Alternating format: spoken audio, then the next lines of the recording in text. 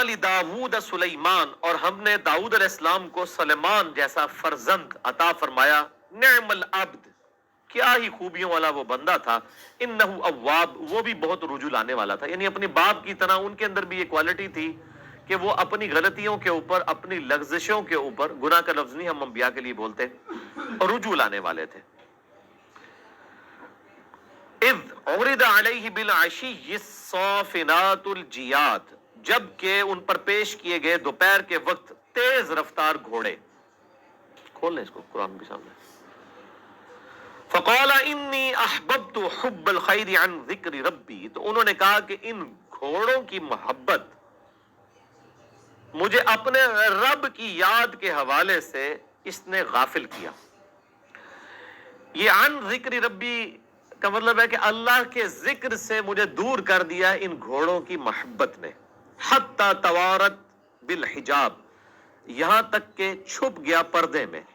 اب بعض مفسرین اس طرف گئے، اس سے مراد یہ کہ ان کی نماز قضا ہو گئی، وہ گھوڑوں کے ساتھ مشغول رہے. اور بعض نے پھر کہا کہ نہیں، یہ تو انبیاء کی اس میں توہین ہو جائے گی، تو انہوں نے کہا کہ نہیں، یہ ہے کہ وہ گھوڑے انہوں نے حکم دیا تو گھوڑے پردے میں چلے گئے. اور بعض نے تو اس کا ترجمہ تک بدل دیا، عن ذکر ربی کا انہوں نے ترجمہ کر دیا کہ مجھے گھوڑوں کی محبت جو ہے وہ اللہ کی یاد کے لیے پسند آئی. یعنی یہ گھوڑے جہاد میں استعمال ہوتے ہیں. حالانکہ یہ عن جب لفظ ہوتا ہے، لذکر ربی ہوتا تو ہوتا میرے رب کے ذکر کے لیے. عن ذکر ربی ہوگا تو ذکر سے غافل کرنے والی چیز. جس طرح من رغب عن سنتی، جس نے میری سنت سے اعراض کیا، فلیس منی، وہ مجھ سے نہیں ہے. اس حساب سے اگر ترجمہ کرے من رغب عن سنتی، جو میری سنت کی طرف رغبت کرے وہ مجھ سے نہیں. عن ہوتا ہے سے، یعنی اس سے ہٹنا، اور ہوگا اگر لی ہوگا تو ہوگا اس کے لیے. یہاں پہ بھی دیکھیں، انی احببت حب الخیر عن ذکر ربی، گھوڑوں کی محبت نے مجھے میرے رب کے ذکر سے دور کر دیا. حتی توارت بالحجاب، یہاں تک کہ سورج پردے میں چلا گیا. یعنی نماز ان کی قضا ہو گئی، یعنی ان کو ٹائم گزرنے کا پتہ نہیں چلا. ردوها علیہ، پھر انہوں نے حکم دیا بعد میں کہ گھوڑوں کو واپس بلایا جائے. فتفق مسحا بالسوق والاعناق، تو انہوں نے ہاتھ پھیرنا شروع کیا گھوڑوں کی پنڈلیوں اور گردنوں کے اوپر. یعنی پھر ان کو جب اس چیز کا احساس ہوا، بعد میں انہوں نے گھوڑوں کو اس وقت بھیج دیا، پھر گھوڑوں کے ساتھ پیار اور محبت کا انہوں نے معاملہ کیا. بعض لوگوں نے اس کا پھر ترجمہ کیا کہ انہوں نے گھوڑے بلا کے تو ان کی گردنیں اور پنڈلیاں کٹوا دی. یعنی گھوڑے ہی انہوں نے قتل کر دیے کہ ان کی وجہ سے میری نماز قضا ہوئی ہے. حالانکہ اس میں مسح کے الفاظ ہیں کہ انہوں نے ہاتھ پھیرا. تو دونوں طرف ایکسٹریم رویے ہوئے ہیں. چونکہ عصمت انبیاء کے عقیدے کو بڑی بگڑی ہوئی شکل میں امت میں پیش کیا گیا. ایک ایکسٹریم پہ وہ لوگ چلے گئے جنہوں نے انبیاء اکرام علیہ السلام کی عصمت کو تختہ مشق بنایا، اور دوسری طرف وہ ہیں کہ جنہوں نے ناجائز دفاع کرنا شروع کر دیا.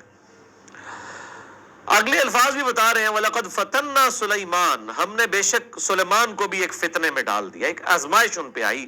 وَأَلْقَيْنَا عَلَىٰ كُرْسِيِّهِ جَسَدًا ثُمَّ أَنَابَ، اور اس کا پھر اظہار اس طریقے سے ہوا کہ ان کے سامنے کرسی پہ ایک مردہ جسم انہوں نے پایا، تو وہ اس کی طرف متوجہ ہوئے کہ ان سے کوئی لغزش ہوئی ہے اللہ تعالیٰ کے معاملے میں. تاریخی روایتوں میں ملتا ہے کہ مطلب جو اسرائیلیات کے اندر کہ انہوں نے اپنے آپ کو مردہ حالت میں سامنے کرسی پہ دیکھا ہوا پایا.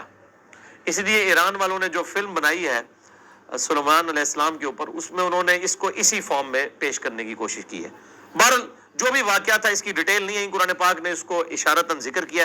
قال رب اغفر لی وہب لی ملکا لا ينبغی لأحد من بعدی، انہوں نے فوراً کہا رب مجھے معاف کر دے اور مجھے ایسی حکومت عطا فرما جو مجھ سے بعد کسی کو میسر نہ آئے. انک انت الوہاب، بے شک تو عطا فرمانے والا ہے. اب دیکھ لیں انبیاء کرام علیہ السلام کی یہ خوبی تھی کہ وہ اللہ کی طرف رجوع لانے والے ہوتے تھے. آدم علیہ السلام سے بھی لغزش ہوئی، انہوں نے بھی دعا کی ربنا ظلمنا انفسنا وان لم تغفر لنا وترحمنا لنکونن من الخاسرین، اے رب ہم نے اپنی جانوں پر ظلم کیا، اگر تو نے ہمیں معاف نہ کیا تو ہم خسارہ پانے والوں میں سے ہو جائیں گے. یہ آدم علیہ السلام کی سنت ہے. اسی لیے آدمی وہ ہوتا ہے جو اپنے غلطی کے بعد اس کے اوپر کوئی جسٹیفیکیشن نہ دے، کوئی لیم ایکسکیوز اللہ کی بارگاہ میں پیش نہ کرے، بلکہ فوراً اللہ کی طرف رجوع لے. اور شیطان وہ ہوتا ہے جو اپنی غلطی کا بھی جھوٹا دفاع کرے. کہ میں اس سے افضل ہوں، میں اسے کیوں سجدہ کروں. آج بھی جائے گا وہ کس سے؟ آدم اور ابلیس. فَسَخَّرْنَا لَهُ الرِّيحَ تَجْرِي بِأَمْرِهِ رُخَاءً حَيْثُ أَصَابَ، پس ہم نے ہواؤں کو مسخر کر دیا سلیمان علیہ السلام کے لیے، وہ ان کے حکم سے آرام کے ساتھ چلتی تھی جس طرح وہ حکم فرماتے تھے. اللہ تعالیٰ نے ان کو یہ معجزہ عطا فرمایا. وَالشَّيَاطِينَ كُلَّ بَنَّاءٍ وَغَوَّاصٍ، اور کئی دیو ہیکل جنات بھی ان کے قبضے میں دے دیے جو کہ ان کے لیے عمارتیں تعمیر کرتے تھے اور سمندروں میں غوطے بھی لگاتے تھے. یعنی یہ جو اتنی بڑی جو اس وقت ٹیمپل آف سلیمان بنا ہوا ہے، وہ ہیکل سلیمانی کی جو ایک دیواریں گری ہے جسے ویلنگ وال کہتے ہیں، جس کے آگے وہ یہودی یوں کر کے رو کے تورات پڑھ رہے ہوتے ہیں، وہ اتنے بڑے بڑے پتھر اس زمانے میں اٹھا کے اس طریقے سے رکھنا واقعتاً لگتا ہے کہ یہ جنات کے ذریعے ہی اس کی تعمیر کروائی گئی ہے. وَآخَرِينَ مُقَرَّنِينَ فِي الْأَصْفَادِ، اور کئی ایک ایسے جنات بھی تھے جو سرکش تھے، ان کو باندھ دیا گیا زنجیروں میں. یعنی سلیمان علیہ السلام کو اللہ نے طاقت دی تھی ان شیاطین اور جنات کے اوپر. هَذَا عَطَاؤُنَا فَامْنُنْ أَوْ أَمْسِكْ بِغَيْرِ حِسَابٍ، اے سلیمان علیہ السلام یہ ہماری عطا ہے جو ہم نے آپ کو کی، آپ کو جو کچھ ہم نے عطا کیا آپ کی مرضی ہے، جس کو آگے دیں اور جس سے روک لیں. یعنی اتنی بڑی بادشاہت ہے، کسی کو زمین الاٹ کرنا چاہتے ہیں وہ کر دیں. یہ نہیں کہ سلیمان علیہ السلام لوگوں کو بچے دیتے تھے یا تقدیر کے فیصلے کر لیتے تھے، یہ اس کا مطلب نہیں ہے. یعنی جو ان کو گیون سرکمسٹانسز تھے اس کے اندر جو کچھ اللہ نے ان کو عطا فرمایا تھا وہ لوگوں کو بھی اس میں تقسیم کرنے والے تھے. یعنی غریب نواز تھے، فیاض تھے، سخی تھے، اللہ کے دیے ہوئے مال میں سے لوگوں میں تقسیم کرنے والے تھے. وَإِنَّ لَهُ عِندَنَا لَزُلْفَىٰ وَحُسْنَ مَآبٍ، اور بے شک ہمارے ہاں ان کے لیے بہت بڑا قرب اور خوبصورت انجام ہے قیامت والے دن. وَاذْكُرْ عَبْدَنَا أَيُّوبَ،